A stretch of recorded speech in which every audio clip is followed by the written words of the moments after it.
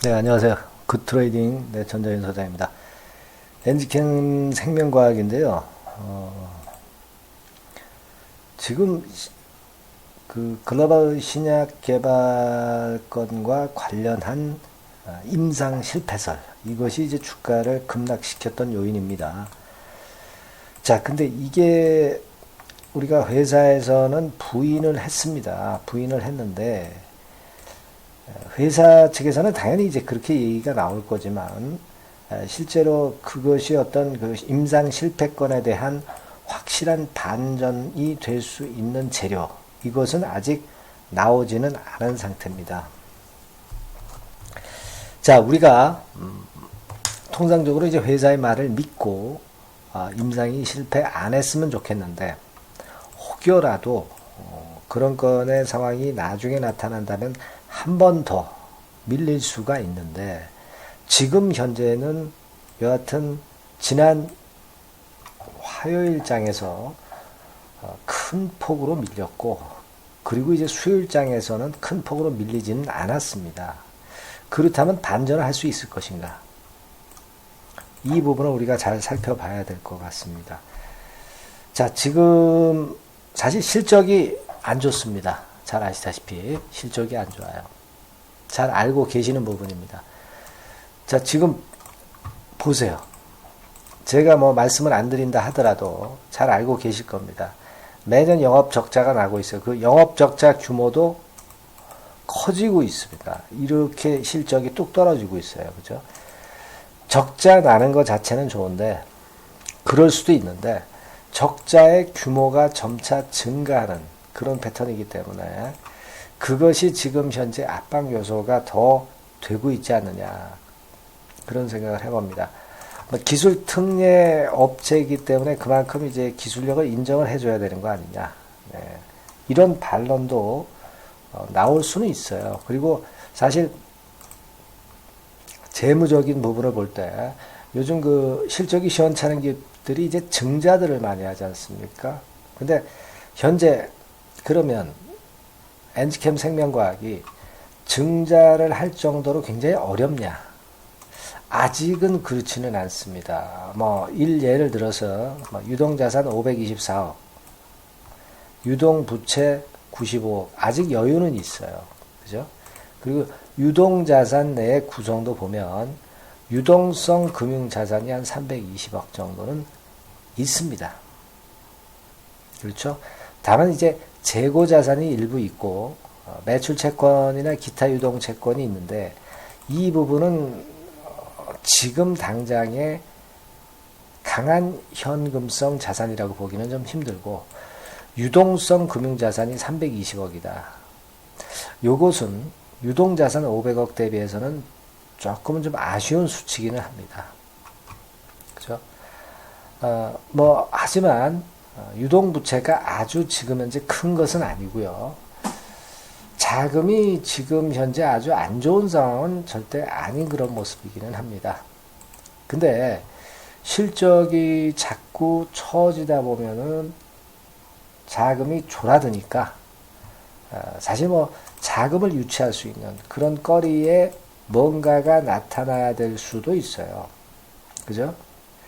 유동 자금 자체는 어느 정도 꽤 되긴 하는데, 기업이 이 유동 자금을 어느 정도는 남겨놓고 새로운 데 또 투자를 해야 되는데, 그런 부분들이 계속 실적이 악화가 되면은 그런 부분들이 손상을 입을 수 있다는 부분은 마이너스 요소로 볼 수 있어요. 그리고 공매도 같은 경우도 지난 6월 14일에 상당히 많았죠. 하루 거래량 대비해서 11%나 되는 그런 정도의 공매도입니다. 사실 그때 하루 거래량이 작았기 때문에 공매도 비중이 물론 높아지긴 한 것이기는 합니다만은, 그렇다 하더라도 공매도가 나와서 반대로 주가가 팍팍 위로 튀지는 않잖아요.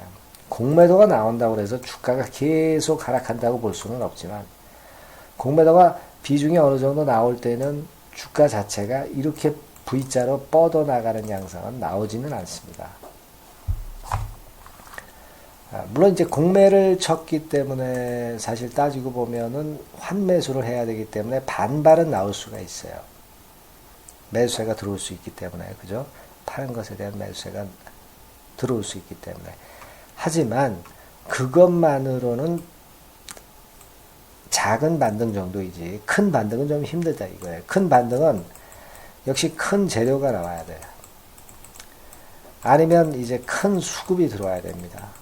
큰 수급이 들어온다는 얘기는 예전에 이 패턴과 같이 많은 거래로 밀렸다가 많은 거래로 또 되돌리는 그런 국면이 필요한 겁니다. 그러니까 거래가 한 번 더 터져야 된다 이거예요. 지금은 한 번 터졌죠. 한 번 정도는 거래가 터져야 됩니다. 그러면 어느 정도 반등의 신뢰성이 증가할 수가 있다는 거예요. 그러니까 총 2번의 거래 급증이 필요한데요. 지금은 한 번만 거래가 급증했다는 것은 한 번 정도의 거래 급증 국면을 보아야 그래야 반전에 대한 믿음이 생길 수 있다는 얘기예요. 그죠? 근데 아직도 뭐 기관애들 특히 최근에 많이 팔면서 반전의 순매수세가 보이지 않고요. 외인 동향은 그다지 그렇게 크게 상관이 없어요. 자, 이런 면이 아쉽다 이거예요. 그러니까 제가 말씀을 좀 드리고 싶은 부분은 뭐냐. 한 번 정도의 대량 거래가 터졌지만 한 번 더 대량 거래를 실어야 지금 엔지캠 생명과학이 다시 살아날 수 있다라고 봅니다. 근데 이게 언제 나올지, 언제 나올지는 아직은 모르잖아요. 내일 나올 수도 있지만 내일이나 모레나 글피나 그 글피나 안 나오다가 나중에 가서 나올 수 있어요. 그죠? 그럴 수도 있습니다. 그럴 때는 주가가 힘을 못 쓴다 이거예요. 그때까지는. 그러니까 지금 이런 면들을 종합해 보면 현재의 국면에서의 제가 볼 때의 해답은요. 대개 그 63,900원으로 마무리가 됐는데 대개 한 65,000원 요 근처 위쪽이라면 적어도 물량은 절반 정도로 축소하는 게 좋아요. 축소해 놓고 물량을 줄인 채로 그 다음 단계 판단을 하시는 게 좋겠다는 거고, 만일 그런 반등이 일어나지 않을 때에는 이미 밀렸으니까 지금은 버틸 수는 있어요. 하지만 마지노선은 정해줘야죠. 마지노선은 어디냐? 바로 요선이죠. 요선의 마지노선을 두고 그때까지는 버티지만 이 선까지 무너진다면 물량은 더 축소를 해야 될 겁니다. 그 선은 65,000원 선 정도 잡을 수가 있어요. 65,000원. 그죠? 그러니까 지금은 65,000원 선이 다시 한번 깨지면 그때는 물량을 또 축소하셔야 됩니다. 근데 이게 안 깨지면은 좀 버텨주실 필요는 있어요. 하지만 1단계적으로 65,000원대 위쪽에서는 역시 물량은 절반선 정도는 축소를 해놓는 게 좋아요. 아시겠죠? 무슨 말씀인지. 지금은 그런 매매를 하시는 게 좋습니다. 왜? 바로 그 대량 거래가 한 번 더 실려야 되기 때문에. 그래야 반전이 확인이 되는 거거든요. 그죠? 여기에 포인트를 좀 두셨으면 좋겠다. 그런 말씀을 좀 드리고 싶고요. 자, 이 종목은 이제 그런 마인드로 대응을 하고, 우리가 사실 그 우하향 종목이 다시 살아나기 위해서는 엄청난 시간, 고통, 가격적인 하락, 이런 것들을 견뎌내야 합니다. 그죠?